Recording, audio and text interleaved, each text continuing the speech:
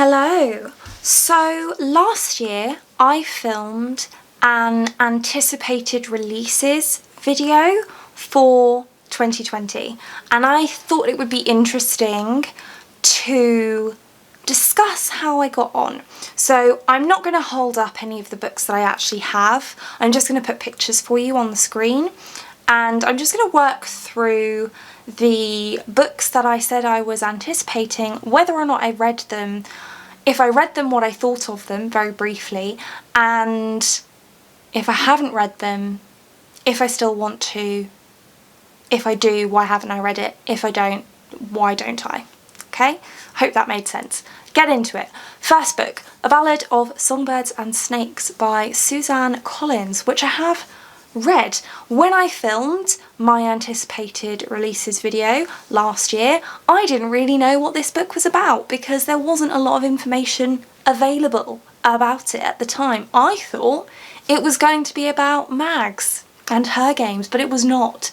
It was an origin story for Coriolanus Snow, and whilst it was fine, I didn't really think it was necessary. I didn't really think it was that great.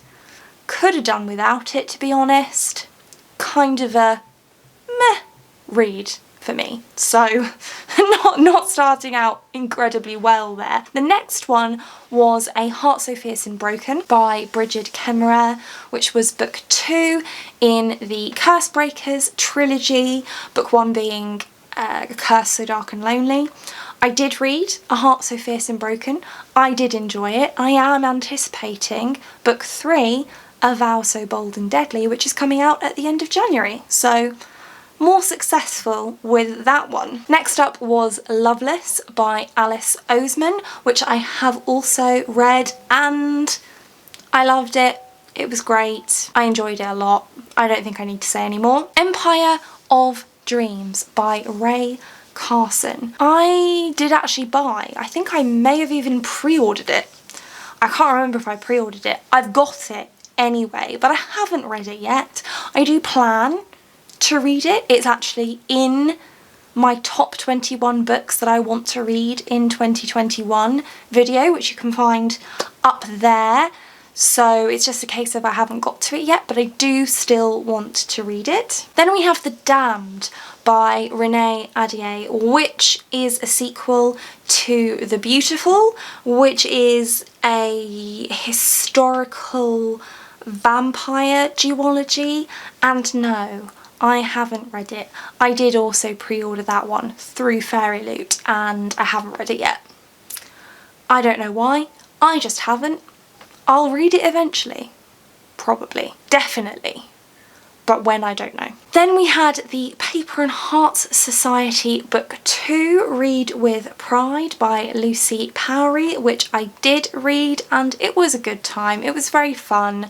These are very sort of young end of young adult books, but it's just a bit of fun, something light and easy to read about people who love books, and that just makes me feel warm and toasty inside. Next up was Rhythm of War by Brandon Sanderson. Did I read it? Yes, of course I did. Am I planning to reread it very soon? Yes, of course I am. I loved it. There was no doubt in my mind that I would love it. I was scared to read it, not because I didn't think I'd love it. So, next was Docile by K.M. Sparza, which I still would really like to read, but I don't have it yet. It's actually really difficult to get hold of in the UK, and I really would prefer not to order it from Book Depository. I might have to if I can't get it anywhere else. I don't think that they're printing it in the UK. I don't really know. I think I'll probably just wait for the paperback to come out and then buy it. But it sounds, it's a kind of a adult dystopian style story with 50 Shades of Grey vibes, but it's about this drug called Docile, which is highly addictive, and I don't know, it just sounds really, really interesting. I'm still very interested in reading it. I've just had a hard time sourcing a copy for some reason. Then we had The Reckless Afterlife of Harriet Stoker by Lauren James, which I did also read. It's a paranormal ghost story, which I love.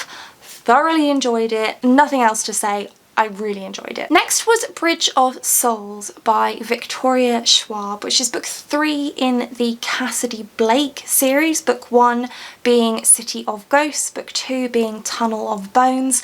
This one, the release date got pushed back because Victoria Schwab was focusing on Addie, which came out in 2020. Bridge of Souls is coming out now in March of 2021. It's on my 2021 anticipated releases list. I will read it when it comes out. I haven't pre-ordered it yet, but I probably will. I very much am still interested in this one. I just didn't have an opportunity to read it in 2020, but that's okay because I will read it in 2021 instead. And then the last one was Shorefall by Robert Jackson Bennett, which I have also read. I in fact reread Foundry Side and then read Shorefall, and also really enjoyed it. I thought it was great. I'm looking forward to the third book. I have no idea when the third book is coming out, but when it does, I will read that too. And that's it. So there were, oddly, 11 books that I had on my most anticipated list for 2020, and of those, 1, the release date was pushed back, so 10, and I read 7 of them, and the other 3 I'm still keen to read. Docile I will get somehow.